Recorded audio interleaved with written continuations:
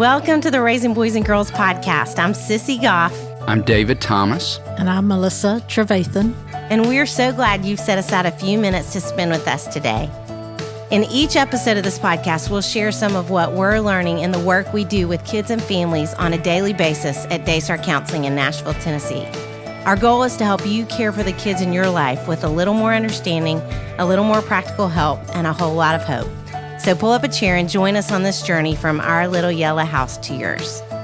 The Raising Boys and Girls podcast is brought to you in partnership with Minnow. Minnow provides meaningful screen time and shared experiences for families to help you grow in your faith together. Check them out at podcast.gominnow.com. That's podcast.gominno.com.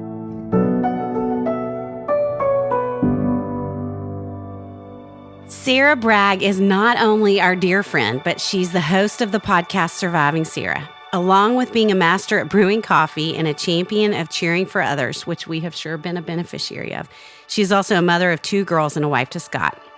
She and her family reside in Tennessee.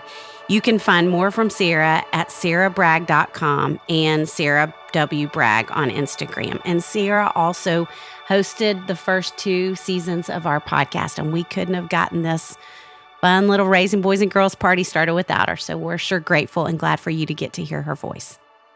Sarah, being with you, this feels like a reunion. I know. And the tables are turned. I know. We may not know what to do. The questions, right? So fun. I'm in the hot seat. And we get to hear you talk more, which is even more fun. It is. And so good to see you. And something that I don't think we've ever told on this, but we need to give credit where credit is due. The truth of the matter is that if it weren't for this dear lady right here, we'd have never started a podcast. We just talked about ideas, and we'd have no clue where to plug the microphone in or how in the world to get a file to where it needed to be. And you were the very friend who sat with us and brainstormed around what would it look like for us to have this conversation. And I'll help you all figure out how to do this in the most generous way. And we couldn't have been more thankful. I was so excited. Sure. I remember having the idea, would you guys ever want? I mean, this might be weird, but yeah. So fun. And I remember the first time I met you on Surviving Sarah. And y'all had met in person already. Yes. And David said, I met this girl that you're going to love. Yeah. And then I was right, wasn't I? You were right, totally. And sitting on my bed with my little AirPods in and Lucy talking had just had surgery. I think is why you were in your bed. Yes. Yeah. One of our many at this point. A lot of history, a lot of good history. Yes. I know. And so fun, not just to be sitting here and having this conversation with you, but celebrating your book. Yes. And Crazy. how Yes. in keeping it is with this great conversation that we want to always be having with parents about learning. And I'd love to even start there before I throw the first question at you of just saying, when do you think the idea even first came to you? Well, I've always loved writing, and I published my first book when I was 27, and then I stopped writing when I had kids. It was that hard season of, I think it was a combination, kind of a 1-2 punch of having kids, and that was so hard, and I didn't know how to connect words to form sentences anymore. Compared with, I went through a professional rejection at the time that had to do with writing. So the 1-2 punch of that, I was like, well, I'm just not going to write anymore. It was over 10 years before I wrote again in this capacity as far as the books. But I feel like, though it had been brewing in me for a long time, and it took many years to get back to going, I do want to say something again. But I think the birth of the podcast, Surviving Sarah now is 6 years old. I keep referring to it lately as the grandma of podcasts. I'm like, a grandma with a lot of life and vitality, a lot of wisdom, a lot of fresh, good information. That's right. Yes. And I think using my voice again, it then solidified, there's things that you want to say again, and living a lot of life and gaining a lot of wisdom just with raising my girls. And so that's really where I think it began to birth, was through starting the podcast and using my voice in that way. And then just going, gosh, I'm really growing up here, and I really want to share some of those things. Well, and on that note of wisdom, the wisdom of, thus the title of the book, that it's not just us raising kids, but them raising us, and that they turn us into grown-ups. Right. I mean, truly, raising my girls has been the biggest catalyst of growth for me out of anything else. It is constant growth. And I think I spent so many years of their little lives when they were little trying to just focusing on raising them and being so frustrated at going, I did X, Y, and Z. And the math is if you do this plus that, you're supposed to equal this. And none of it was panning out. And I felt like I wasn't raising them. It was just going, what is happening? But then when I started to take a look at myself, then I realized I was actually growing up a lot because it was forcing me to look at the things that I was trying to raise them in and go, well, if I think that is true for them, do I think that's true for me? Like, am I being that kind of person that I want them to become? And so those are the things that then really started growing me up. We're looking at those kind of things. So I think it's very true. It really is more about raising ourselves than raising our people. Yeah. Makes me so excited for moms to get their hands on it. Yeah. Will you tell them just what the title is? Yeah, it's called A Mother's Guide to Raising Herself, What Parenting Taught Me About Life, Faith, and Myself. Wow. And it's based on different phrases that I started teaching my girls, most of them. Some of them were things that just deal with me specifically, but different phrases. And then phrases like, be kind to yourself, or you are loved because of who you are, not despite of who you are. All these things that I was saying to them going, well, do I think that about myself? Do I really own that, like that piece of growth and wisdom for myself? And if I didn't, it was like, okay, I need to start doing what I can do to grow up in that way. And that's why I feel like at the end of the day, I've been really raising myself all along. Yeah, that's so good. I'm so excited. Thank you. I'm so excited too. I'm sure there are other women that popped into your brain of people that you want to be like that helped you too as you were growing up. Who would you say some of those are and why? Well, I definitely think, my mom has been very influential in me. Someone, now that we just moved back a couple of months ago to really my family's farm. We literally live like next door to their property. Wow. And someone was like, like friends who are coming to visit are going, not only do I see like your physical similarities, but like your humor. I get it.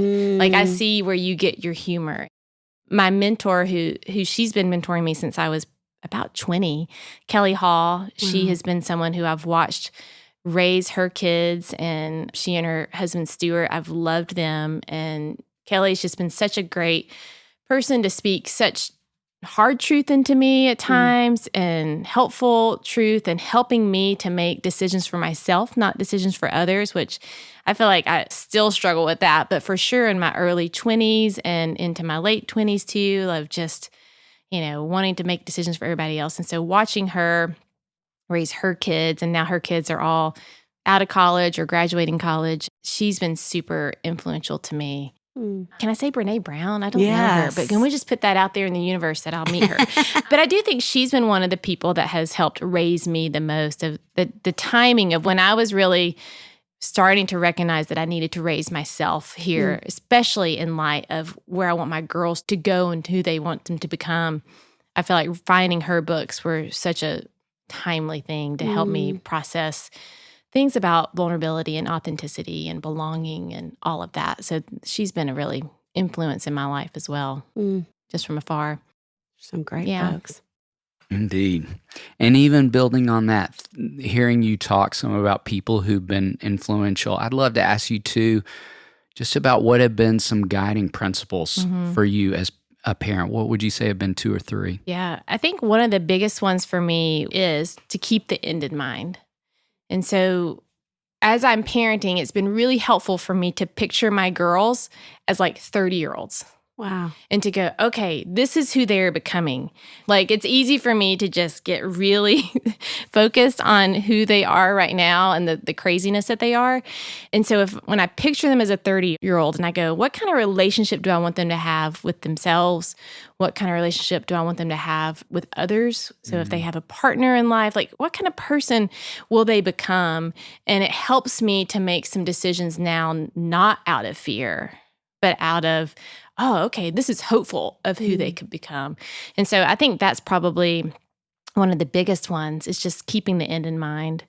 I think another one is shame, not adding any unnecessary shame to them. So especially in regards to faith or regards to their own just humanness of who they are, really trying to reshape how they talk about themselves. So if I'm hearing statements like, I am the worst, saying, no, you don't talk about yourself that way. Like, what would you say to yourself that you would say to a friend? Is that what you would say to your friend? Like, you're right. You totally suck at art. That's one of the things. We literally just had that conversation last week. And she's like, of course not. I'm like, well, speak to yourself the way that you would speak to your friend. And so not adding those, I am this awful person or I am this thing. You might have done something, so you can feel that guilt that you did something, but it doesn't make you this bad something, this bad someone. And so I feel like that is something that that really guides how I parent and what I choose to say to them. Another one is just love your neighbor as yourself. I feel like that really is a big thing. I really think you can only love your neighbor as much as you love yourself. And so the more that you can take care of yourself and show up for yourself, the more you'll be there to show up for someone else. And so that's another guiding one. I don't know if you guys are Ted Lasso people. Yes, we are. And so the quote that he gave, Walt Whitman quote, be curious, not judgmental. That's another really big guiding one, just pushing on curiosity. And when you're curious about people, I really do think all it does is build empathy and perspective. And if we can be curious about someone, it really does remove that judgment. And so that's a hard one. I get that one, I feel like, really well with outside people. And that's a really hard one to be in my own little personal, like, family unit sometimes. I'm like, are you really, like, telling the truth? Are you, like, I want to assume the worst. I'm just, like, constantly fighting on myself not to be that way. And so I just run it in my head all the time. Be curious. Be curious. Ask questions. Assume the best. Like, be curious, not judgmental. Makes me so excited for your girls. Oh, I mean, just thinking about sitting with girls every day who are so hard on themselves and so many different things, to be getting those messages over and over. The Raising Boys and Girls podcast is brought to you in partnership with Minnow. Did you know that Minnow has an award-winning children's Bible? Written by VeggieTales creator Phil Vischer, the Minnow Laugh and Grow Bible for Kids is more than a children's Bible storybook. It's a deep, engaging, and whimsical gospel experience. Each Bible story is vividly illustrated, takes just minutes to read, and includes a family connection to encourage readers to learn, talk, and pray together. Find out more at shop.gominnow.com. That's shop.gominno.com. David told a story. It might have been in Are My Kids on Track that season about your boys, how you, like, sat down at dinner every night and you told them, like, ask your mom how her day was. Yes. And then finally at, like, age, like, 15 or 16, like, he asked her how her day was. And I was like, okay, David said that worked for them. I'm just going to keep saying it. We're hopefully going to get there. I love how focused it feels like you are for parents on self-care, for moms on self-care, because we just have talked so much about how we have never sat with as many weary, defeated moms. Yeah. And obviously your parenting journey has helped you have that perspective. So looking back, if you could say something to yourself as a new mom, what would you want to say to yourself? There's so many things, I think, I would probably want to say to myself. I mean, one is, this is going to be hard, but you can do it. And hard doesn't equal wrong. And easy doesn't equal right. And just because it's hard doesn't mean you aren't supposed to be a mom. I think for my early years, it was so hard. I didn't know how to do anything. And I'm such an achiever. And you never achieve anything in motherhood. Never. It's like every day starts over and you're like, oh my goodness, like we didn't even finish yesterday. And now we've got a whole new list going on. And I think I just was like, this is so hard that maybe I just wasn't supposed to be a mom. Like, this isn't in my Strength Finders results. This isn't, it's not in my Enneagram either. And instead it was going, it's okay that it's hard. It doesn't make it wrong. It doesn't mean that you weren't wired to be a mom or to care for these girls, but you can do hard things. And I think that's a big thing I would have said to myself. On that note, when something is so hard, and it's when people are so hard, I think I really struggled with having a fixed mindset as a early parent, and it's something that I feel like I'm really trying to unlearn and relearn still, and it's just hard, is that I wish that I had a growth mindset with my girls from an early age of going, they're just two. It's okay that they're just two. And I think that's a big thing I feel like I've learned from you guys is just, this is who they are developing at this stage. And this is normal. I don't feel like I had that when my girls were little. Instead, it was going, oh my goodness, this is awful. They are awful, or we're never going to get out of this. And instead going, they're just 2, or they're just 5, or they're just 12.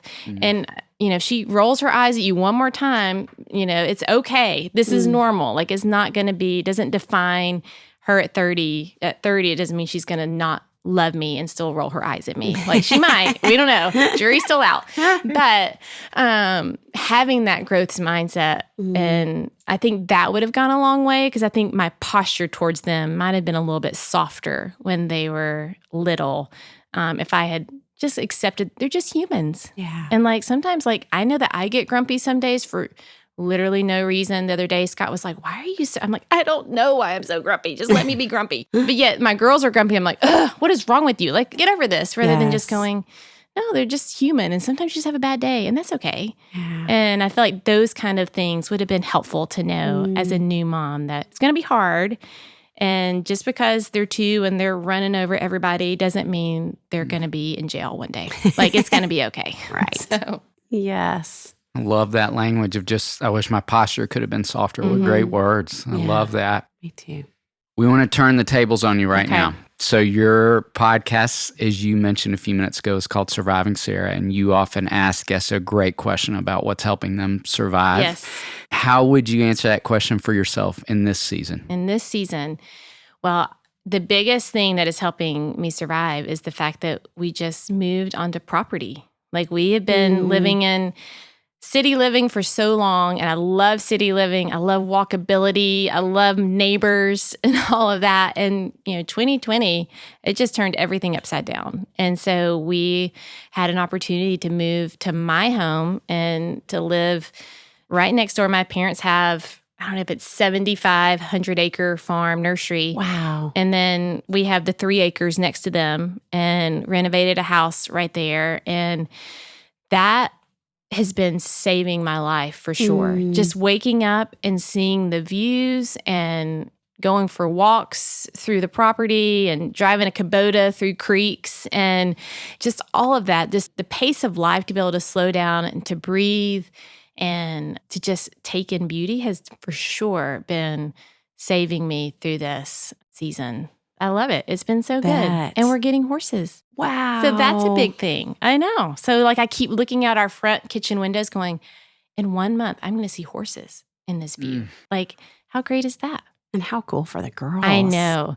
They are beside themselves. And it's horses that Sinclair used to ride. And so that's a sweet thing that she gets to have that like connection. And so, yeah, that is it. And will you remind everybody how old the girls are? Yes, Sinclair, gosh, she'll be 13 by the time this airs. Like, she's knocking on the door of 13. So she's 7th grade. Wow. And then Rory is 10. Wow. And if you had to say what they've been teaching you lately. Yeah, I think they've been teaching me courage and resilience, with moving in the middle of a pandemic. And, and it's funny because everybody's like, oh, this is a great time to move because everything's different. But then at the same time, it's kind of an awful time to move because you don't get to go to schools in a normal way and have events in a normal way. You don't get to like really meet people in a normal sense. Yeah. And they have just shown up scared. And we had conversations like, just because you're scared doesn't mean you shouldn't do it. Like, you just got to do it. And I told them, making friends is your superpower. You are going to make friends. You can't not make friends. That's just your superpower. It's just what happens. And so watching them show up and start school January, 4th or whatever it was, right after Christmas break, all new school, not knowing anyone and doing it anyways, doing it scared. Just, I don't know, it taught me so much about, okay, like whatever is scary right now, you can do it. Like, you just show up. And I kept thinking about, I wrote this down, this quote from, speaking of Brene, but she said, vulnerability is not winning or losing. It's having the courage to show up when you can't control the outcome. And that's what I think my girls are showing me, is that is vulnerable to show up and not know anyone. It's vulnerable to show up and you don't know how this is going to go. But the truth is you just got to show up. Yes. And that's where the courage kind of falls in. And so I think that's what they've really been teaching me lately. Sarah, we have had the great pleasure of sharing a lot of food with you in our time and in our days. A lot of good food. Yes. So you know how we feel about a great taco. That's right. Would you share with us your favorite taco in this season? I'm sorry that I'm going to make you hungry. Yes. But it is Super Rica's hard tacos. They're ground beef hard tacos. I had one of those not long ago. Isn't it so good? Yes. You know we have one here now. Yes. So I'm good. so excited for you guys that you have it. I'm very sad too. that Chattanooga doesn't have one. Yes. I feel like Forward Fry needs to listen to this podcast and Yes, he bring one to does. Chattanooga. Yes, he Because I was does. their like greatest advocate in Atlanta, I think. I think you were. Greatest influencer, if you will. Taco In fact, influencer. That would be a great title. I am decorating our half bath based on Super Rica Buckhead's bathroom. Wow. If that's not a true believer in Yes. Forward Fry, I don't know what is. Yes. So, Great point. yeah. So it is that taco. It is hands down the best. I love it so much. Sarah, as you were talking, I was thinking back about a high school group I had a couple weeks ago. And my question for them was, what is the message you most need to hear right now? And I think I asked that because there were some messages I was wanting to hear at the time. And I think how often as an adult, the messages I want to hear, I don't think anybody quite knows that's what I want to hear or what I need to hear. And that I've got to learn to say them to myself. And so I love what your book is about because I feel like not only are you teaching us that concept, but you're giving those very messages to us too. So just so grateful and so excited for this book to make its way into the world. And Thank you. obviously we could not be any more grateful for your voice and your friendship. Yeah, thank you. Thanks for being with us today. This was fun to be So on the other fun. side of it. The Raising Boys and Girls podcast is brought to you in partnership with Minnow. Minnow helps you make screen time meaningful for your family with shows kids love and values parents trust. Check them out at podcast.gominnow.com. That's podcast.gominno.com. It's our joy to bring the experience and insight we gain through our work beyond the walls of the Daystar House. Join us next time for more help and hope as you continue your journey of raising boys and girls.